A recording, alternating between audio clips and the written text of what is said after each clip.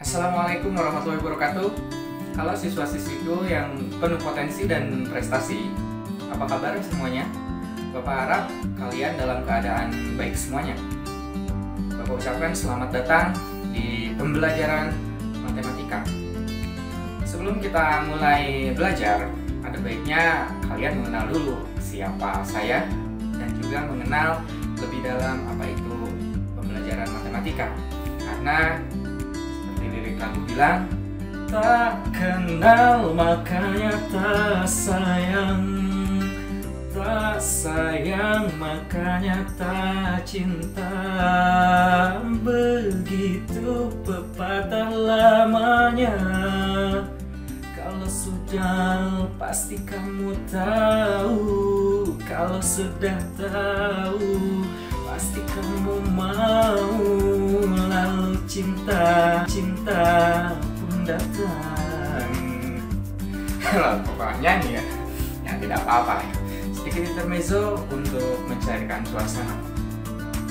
Mungkin di antara kalian sudah ada yang mengenal saya karena sebelumnya memang sudah belajar dengan saya. Tapi ada pula yang memang baru belajar dengan saya. Ya, Bapak perkenalkan, nama Bapak Asep Saiful. Kalian bisa panggil Bapak Asep atau Pak Epul untuk membedakan, karena di sekolah kita ada 3 guru yang bernama Asep. Ya. Oke, tentunya selama 1 tahun ini kalian akan belajar matematika di bawah bimbingan saya. Nah, dari itu saya berharap kalian bisa bekerja sama dengan baik, dan saya juga berharap nanti apa yang saya berikan bisa diserap dengan baik dan tentunya bisa memberikan yang terbaik bagi kalian.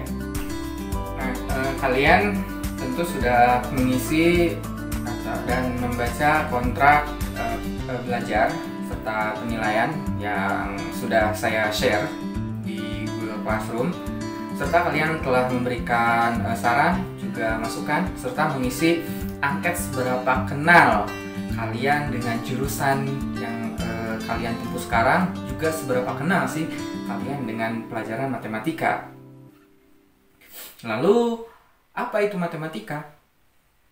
Secara rinci atau menurut Pak ilmuwan mungkin kalian bisa searching di internet karena di sana banyak. Tapi di sini saya akan menjelaskan secara sederhana. Ya. Oke, jadi matematika itu bisa disebut dengan ilmu hitung, angka-angka, pengukuran, atau juga bisa disebut dengan bahasa simbol. Why bahasa simbol? Ya, kalian bisa perhatikan contoh ini.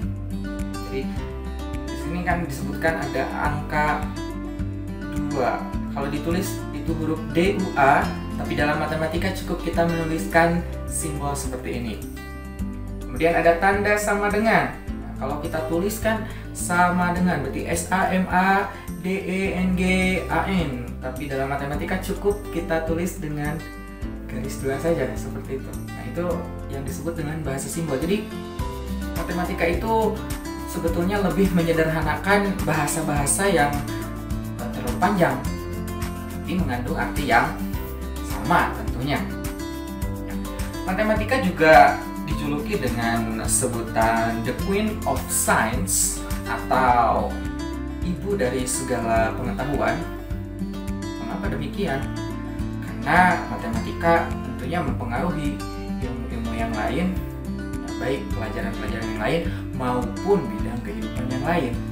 Contoh, bagi kalian yang ada di jurusan AKL, Akuntansi Keuangan Lembaga, kalian bisa menyusun laporan keuangan, baik pemasukan, pengeluaran, ataupun saldo akhir dari suatu perusahaan misalkan nanti. Itu bisa kalian pelajari dasarnya dari mana? Matematika. Bagi kalian yang berada di jurusan bisnis daring dan pemasaran, tentunya salah satu pekerjaan kalian adalah sebagai sales, atau kalian nanti mengatur untung rugi, komisi dari penjualan, persentase penjualan, perhitungan lewat mana? Dasarnya itu dari matematika. Atau bagi yang ada di jurusan teknik kendaraan ringan, ya tentu nanti kalian akan mendesain kendaraan-kendaraan jenis baru, ya, dengan modifikasi-modifikasi baru.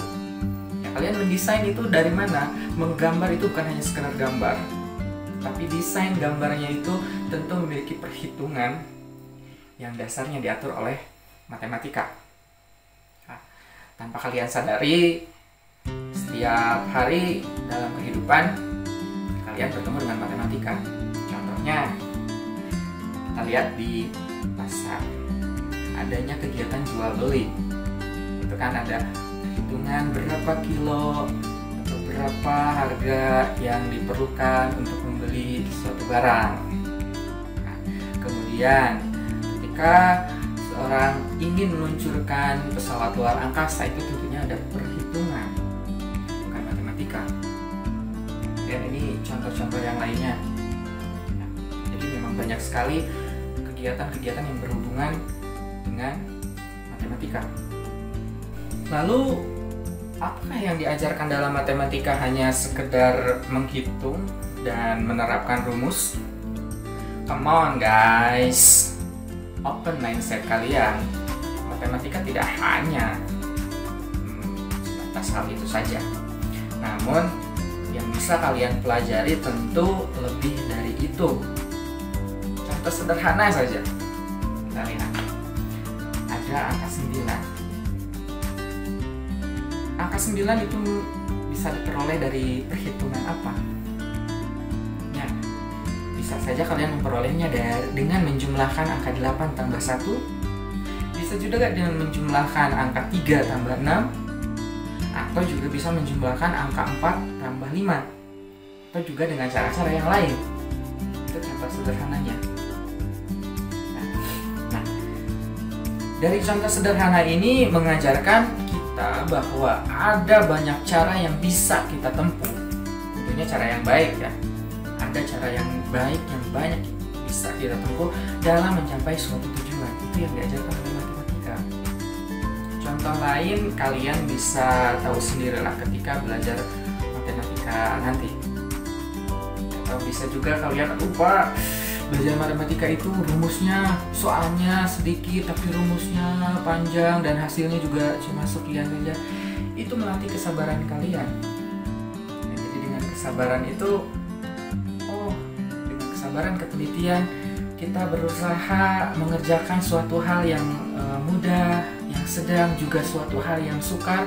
Tapi ketika apa yang kita kerjakan menemukan hasil yang terbaik, pasti akan ada kepuasan tersendiri di hati kita. Itu yang diajarkan oleh matematika. Nah, itu tadi segelintir tentang matematika. Semoga setelah ini mindset kalian atau pemikiran kalian terkait matematika itu disebut dengan pelajaran yang sangat menyulitkan, bisa sedikit berubah ya. Intinya kalian bisa menganggap itu sulit karena kalian belum mengenal lebih dalam. Jadi semoga kedepannya kita bisa belajar matematika dengan baik. Bukan berarti kalian harus menguasai materi itu dengan baik, tapi setidaknya ada pelajaran yang bisa diambil yang bisa kalian terapkan dalam kehidupan kalian sehari-hari. So, see you at Mathematics Learning guys. Assalamualaikum warahmatullahi wabarakatuh.